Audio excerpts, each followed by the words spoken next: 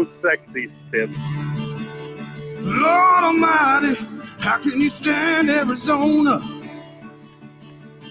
Your fair skin must be burning down into your absent soul. Mike, Mike, Mike, Mike, we can barely hear you. It sounds to me like you called us from inside a hole.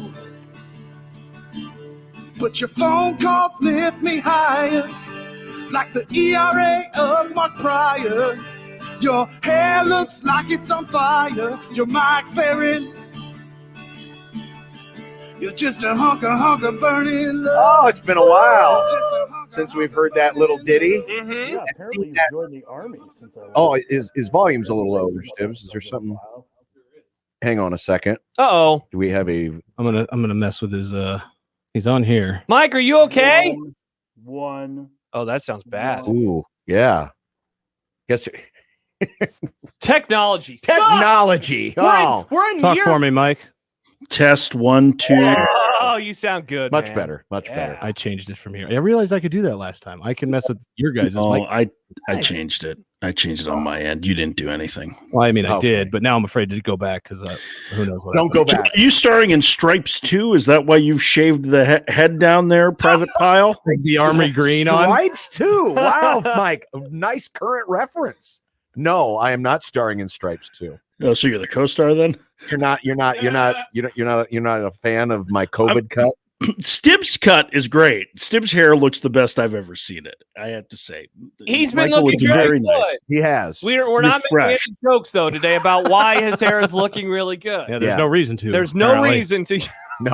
No reason to make any No. jokes at all about why Mike looks good and he's dressed to the nines today. Yep. No, Have khakis on, Ferrin. Yeah, he has khakis on. big date, huh? Yeah. Yeah. Speaking of what people are wearing, Josh informs me that it's 76 where you are right now. Oh, Why yeah. are you wearing a pullover? Well, because it's cold. 76. I hate you. You realize we just escaped from minus 35 hole? Thank Yes, God we we're do. in the 40s today. Jeez. Yeah. A week ago, if we would have had you on fair, I'd it was kicked him It out. was seriously negative 30 that day. I know. It was horrible. I know. It's been terrible. I spent the weekend doing college baseball games for the Sanderson Ford College Baseball Classic, and it was talking to the SID for K-State, and he said, "You have no idea how glad I am to just see sunshine." It felt like it had been 4 months. So yeah, no, it's fine. I mean, it's a chilly day here. Okay. And of course, now his computer The freezes. chill, like us, they Pool had, guys working. they had to cut power in Arizona because it's so chilly there. Apparently, the It's rolling 75. blackouts have now hit Yeah, Arizona. Yeah. 75. All right, he's back. Yeah. He's back. Oh. This is starting out. You know what? We're in mid-season form. That's Right? what we're in. This is like he's on his cell phone again. It's like we're in, June. We're talking about a Mets Padres series. I thought Mercury was out of retrograde, but I guess not. Yeah, probably not. A lot of things going on right now, including Really? yes, believe it or Are not. we going fun or serious first? Were you trying to transition there, John? Is that what you were trying to do? Speaking of Trying. not having fun, the Seattle Mariners. Yeah, exactly. The Seattle Mariners. How significant is the damage control inside the organization in the wake of what Kevin Mather, the club CEO, said? I mean, how significant is the damage control inside the league? I think. I mean, we've become accustomed in the last couple of years to hearing people say the quiet part out loud, right? And so, I mean, like when you see Josh Donaldson's response yesterday, which was "Thank you for saying what you said," because it's what players have known all along, but you just put a name and a face to the way we feel like we're being treated by the league and ownership. I mean, I think it absolutely gets your attention league-wide. I mean, listen, this is obviously, Kevin Mather had a checkered history, let's say, with the Mariners to begin with. I mean, 10 years ago, he was involved in a couple of payouts when he was still like the vice president of finance for the organization, because he was accused of sexual harassment on a couple of different counts that they settled out of court, and it cost the organization about $500,000. And he ended up rising to the title of CEO. And then for him to, go on this list of this, I mean, he can say that he wasn't speaking on behalf of the organization, but we know that that's crock. He's the CEO of the organization. Yeah. And he was out outlining their business plans. And maybe he wasn't speaking for them in that he felt like, Hisashi Iwakuma shouldn't have an interpreter, whereas most reasonable people in baseball would think that Hisashi Iwakuma should have an interpreter, or didn't speak for the rest of the organization when he said that Julio Rodriguez didn't speak tremendous English, which is bull, because Julio Rodriguez English is better than mine. He taught himself by the age of 18 how to speak English on his own, growing up from the Dominican Republic. Like, there's a lot of what he said that was absolute garbage. And maybe that's not what the organization says it stands for, but everything from a business standpoint clearly was. And yeah, it's a huge issue, and they're going to be cleaning up the mess from this for a long time. And as we've seen, I think the Mets are a great example of this, right? You start to dig in when there might be one thing and all of a sudden it blows up. Well, don't think for a second that now that the Mariners are in the crosshairs, that there aren't a few other reporters or whatnot that are looking into seeing whether or not this is a culture issue inside the organization beyond just what the CEO said, because culture is built by your leadership, right? So if that's the case, it's reasonable to think that he may not have been the only one acting in this interest. I hope it's not the case. I really hope that it's not. Well, that was kind of my follow-up, Mike, was when, you look at Mather's comments, then the Jared Porter situation with the Mets, with the harassment of the female reporter, which happened when he was a scout for the Cubs. So it wasn't even when he was with the Mets organization.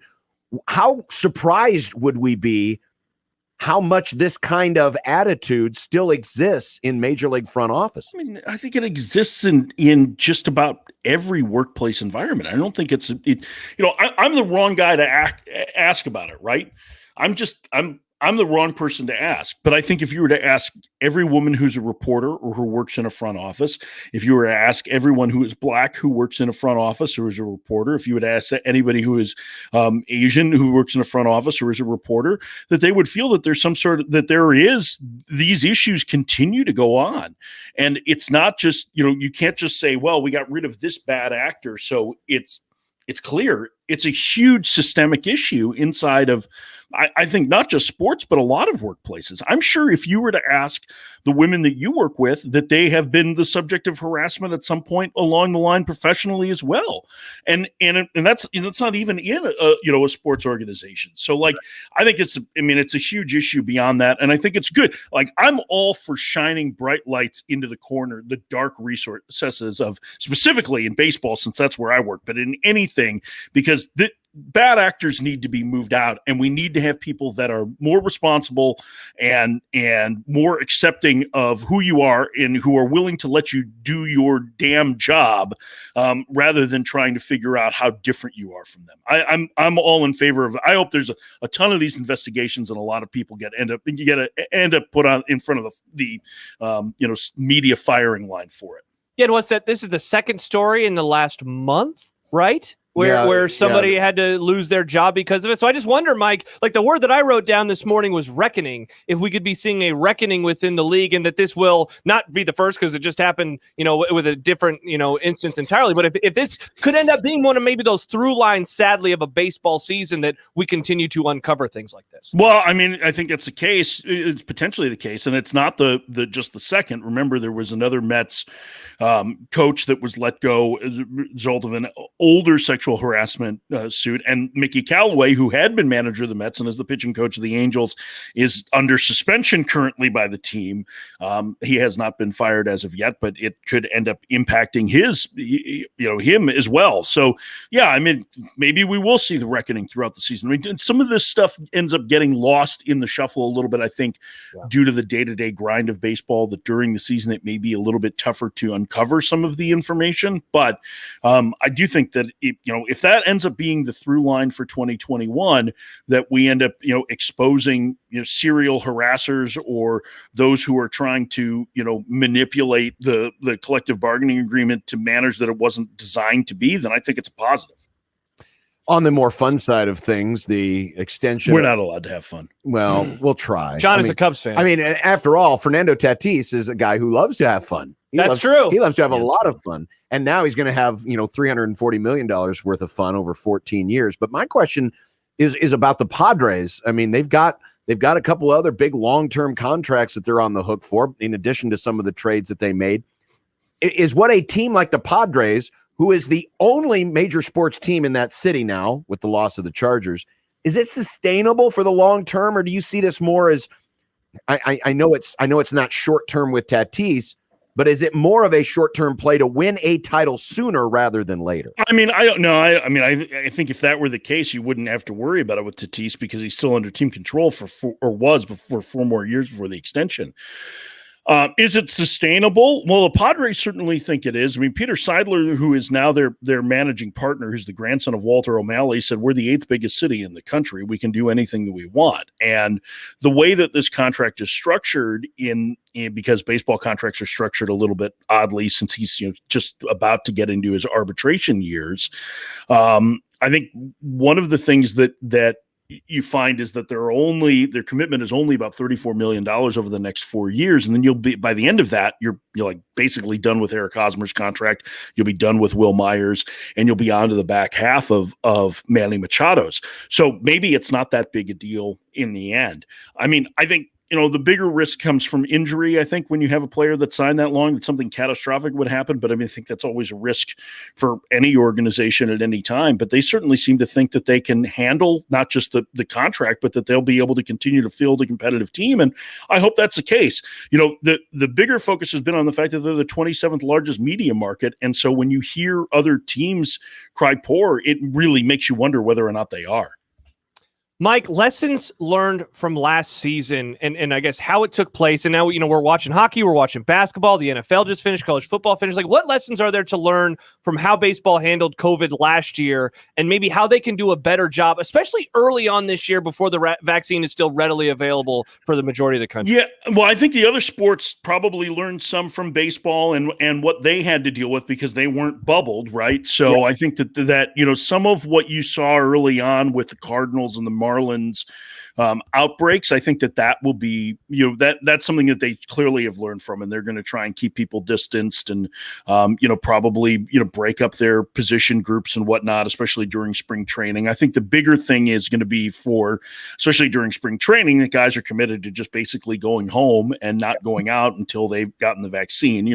There's a little bit of ease and restrictions in that guys are allowed to go out to dinner, to eat outdoors, and actually leave the hotel to be able to be outside in this new agreement for health and safety. So, I think there are probably a lot of those lessons that they took as the season went on that they're going to start with better information. I mean, I was looking back on this the other day, the rollout for the testing and everything with the league was really kind of messy. And I think we said at the time, at least on our show, like, yeah, okay, it doesn't look good, but like, come on, like they're trying to do this on the fly. Nobody's ever been through this before, right? So things have moved a lot smoother going into spring training camps.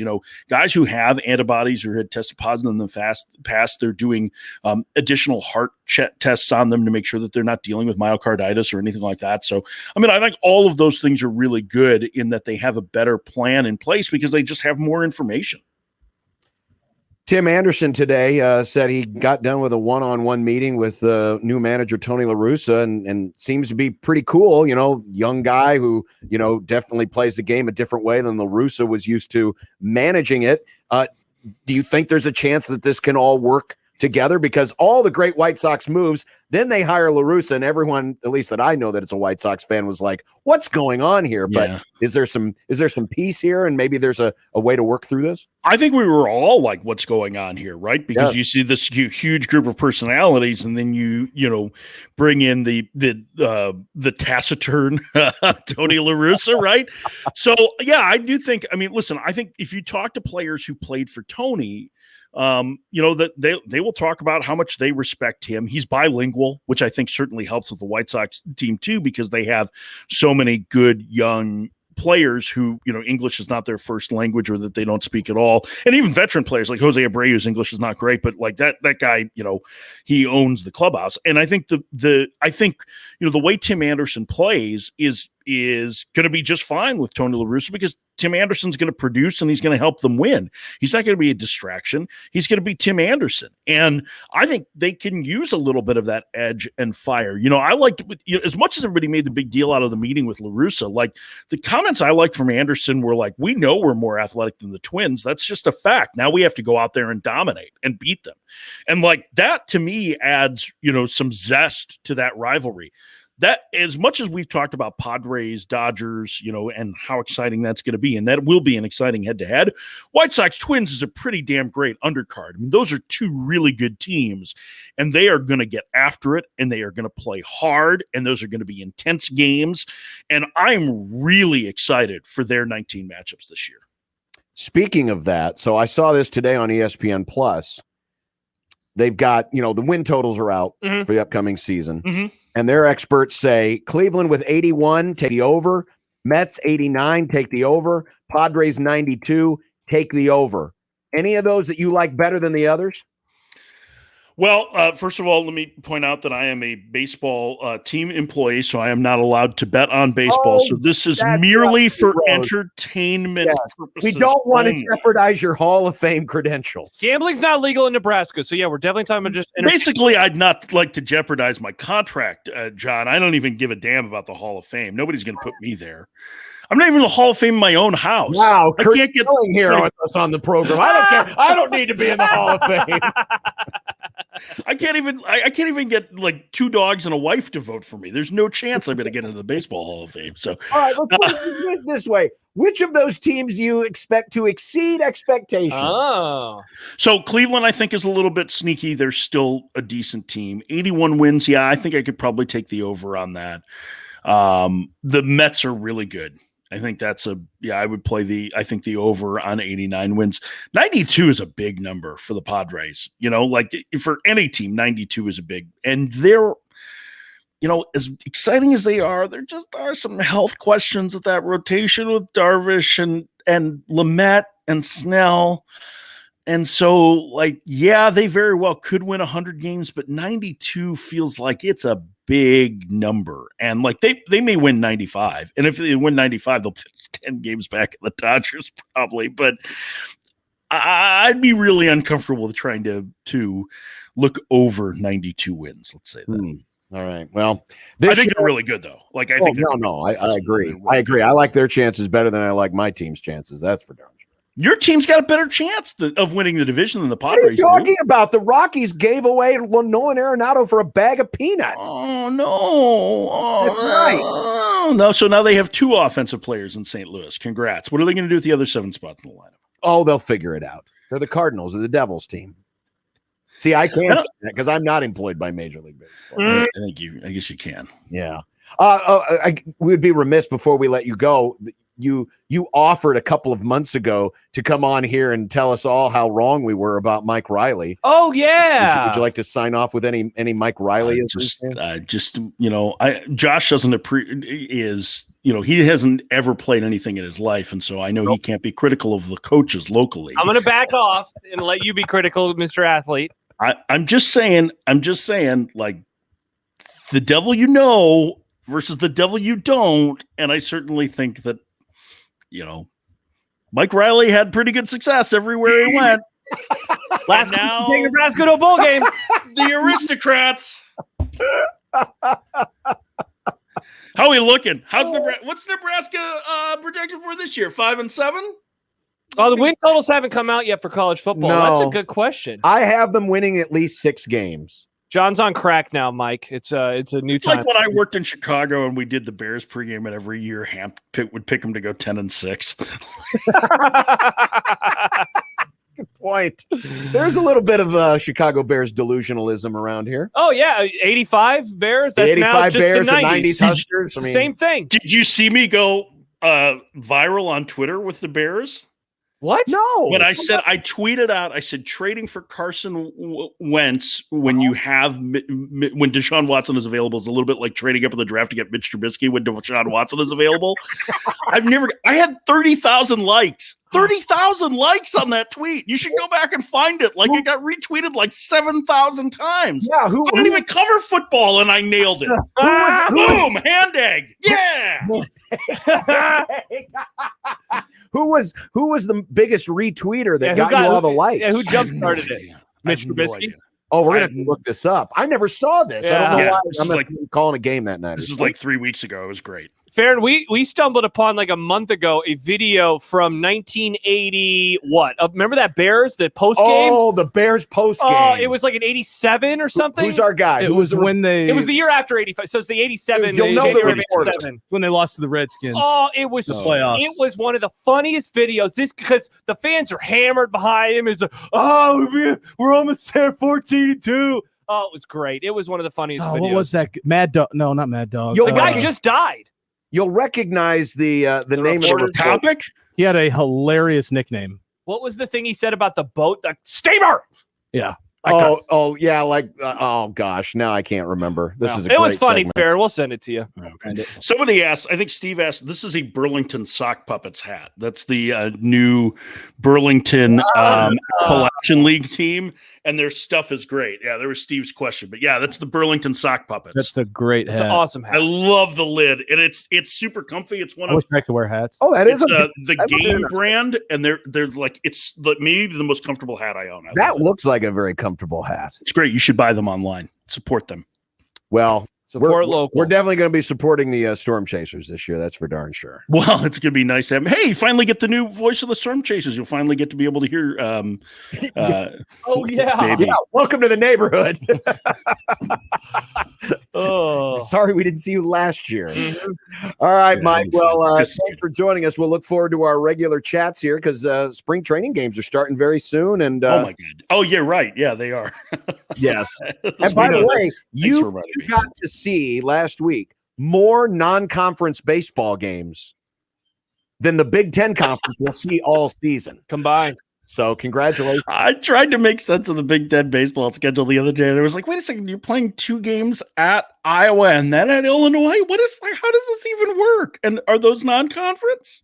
No, it's bad. It's not good. Not The good. aristocrats." Ding ding. All right. See you, Mike. Bye, Mike. Take care. There he is, Mike Ferrin, live from Chile, Screw Phoenix. him. Oh, it's 78. I'm a little cold today. A little chilled. Weak. By He's a the, Midwesterner. Weak.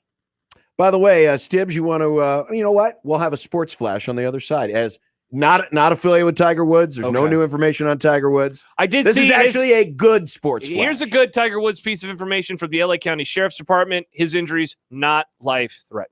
All right, that's Not been life confirmed. threatening. That's Yes. good. Yes, we'll have a positive sports flash on the other side on 1620 The Zone.